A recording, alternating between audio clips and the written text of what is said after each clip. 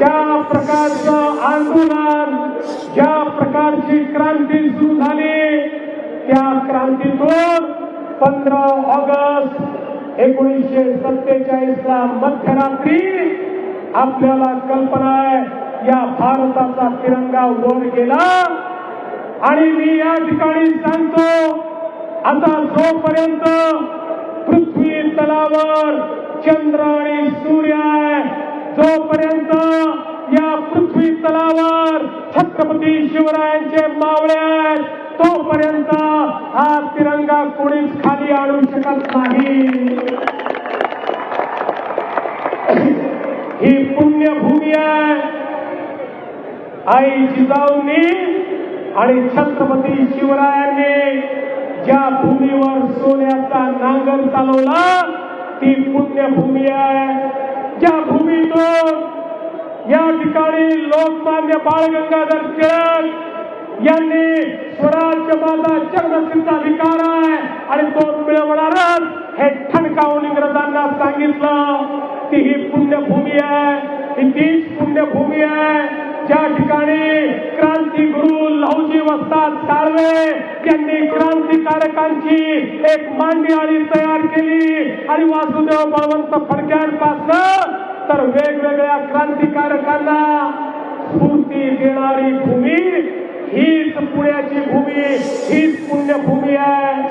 आणि म्हणून याच पुण्यभूमीत आजचा माझा तरुण हा पुन्हा एकदा नवीन भारताच्या निर्मिती करता या ठिकाणी रस्त्यावर आलाय.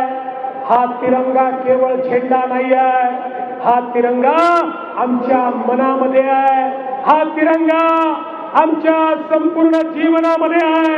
आणि म्हणून तिरंगा हाती घेतला तर आपल्याला देखील हा तिरंगा हाती घेतल्यानंतर केवळ आपले अधिकार नाही तर आपले कर्तव्य देखील लक्षात ठेवावे लागतात.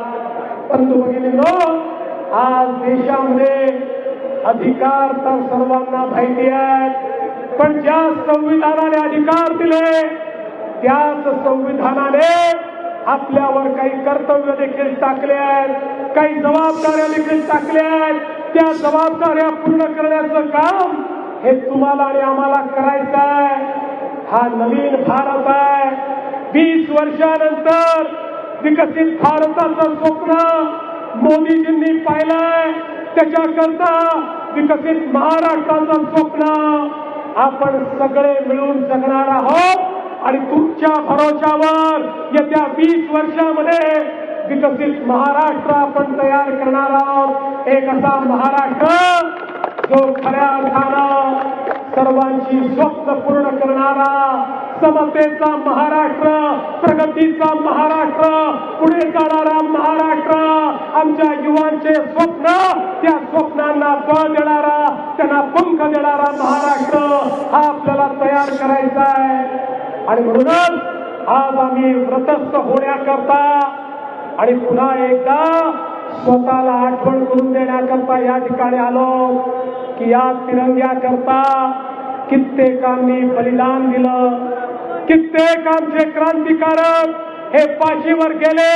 फाशीवर जाताना वाचवा वाचवा नाही म्हणाले, ते म्हणाले वंदे मातरम, पुन्हा परत येऊ, पुन्हा भारताकरता लढू, पुन्हा तिरंग्याकरता लढू. हा तोच तिरंगा आहे ज्या तिरंग्याकरता त्या ठिकाणी युद्धामध्ये आमचे सैनिक बलिदान देतात. 20-20, 22-22 वर्षाचे कॅप्टन बत्रा सारखे आमचे जे काही या ठिकाणी सैनिक आहेत, अधिकारी आहेत, ते हजारो मीटर वर चढून त्या पाकड्यांना धूळ चारतात आणि आपला तिरंगा त्या ठिकाणी लावतात. हा तोच आपला तिरंगा आहे ज्या तिरंग्याकरता आमच्या तुकाराम ओंबळेंनी त्या ठिकाणी कसाबच्या गोळ्या खाल्ल्या पण आपली हार मानली नाही आणि त्या पाकड्या कसाबला पकडून त्या ठिकाणी फाशीवर नेलं. हाच तो तिरंगा आहे. हा तोच तिरंगा आहे की ज्या तिरंग्याकरता ऑपरेशन सिंदूरच्या माध्यमातून पाकिस्तानमध्ये घुसून आमच्या सैनिकांनी पाकिस्तानला तहस नहस करून टाकलं. हा तोच तिरंगा आहे. आणि म्हणून आपण पण जेव्हा हा तिरंगा हातामध्ये घेतो त्यावेळी आपल्यावरही तीच जबाबदारी आहे। मला विश्वास आहे ही पुण्यनगरी महाराष्ट्राची विद्यानगरी आहे, ही पुण्यनगरी महाराष्ट्राची इनोव्हेशन नगरी आहे, ही पुण्यनगरी महाराष्ट्राची उद्योग नगरी आहे, ही पुण्यनगरी ही भारताचं एक सांस्कृतिक बलस्थान आहे। आणि म्हणून पुण्यनगरीचे हे सर्व युवा जे माझ्या समोर आज मला तिरंगा घेऊन दिसतात, मला विश्वास आहे यांच्या भरोशावर उद्याचा भारत आपण उभा केल्याशिवाय राहणार नाही। आणि त्याकरता तुम्हाला सर्वांना शुभेच्छा देतो। 15 ऑगस्ट स्वातंत्र्य दिनाच्या तुम्हाला शुभेच्छा देतो। आणि दरवर्षी आम्ही असंच आमच्या तिरंग्याच्या मान सन्मानाकरता मैदानात उतरत राहू हा विश्वास व्यक्त करतो। आणि मोदीजींच्या नेतृत्वामध्ये भारत जगातली सर्वात मोठी चौथी अर्थव्यवस्था झालाय। आता भारत जगामध्ये शस्त्रास्त्र पुरवणारा एक मजबूत देश झालाय। पण मोदीजींनी सांगितलं या ठिकाणी बाज की असली उड़ान अभी बाकी है, हमारे इरादों का इम्तिहान अभी बाकी है। अभी तो भारत ने नापी है मुट्ठी भर जमीन, अभी पूरा आसमान बाकी है। या आसमानामध्ये हा तिरंगा लहरवून त्याशिवाय आम्ही थांबणार नाही हा संकल्प करूया। बोला भारत माता की, भारत माता की, भारत माता की। जय हिंद, जय महाराष्ट्र। पुण्यातल्या तिरंगा रॅलीत मुख्यमंत्री बोलत होते। तिरंग्यासाठी यावेळी तिरंग्याची मान खाली होऊ देणार नाही असं सुद्धा म्हटलं। उद्याचा भारत घडवायचा आहे असंही आवाहन त्यांनी यावेळी केले। तिरंग्यासाठी सैनिक बलिदान देतात, आपल्याला सुद्धा लढायचं आहे, तिरंगा आमच्या मनात आहे, जगण्यात आहे असं सुद्धा मुख्यमंत्र्यांनी यावेळी बोलताना म्हटलंय।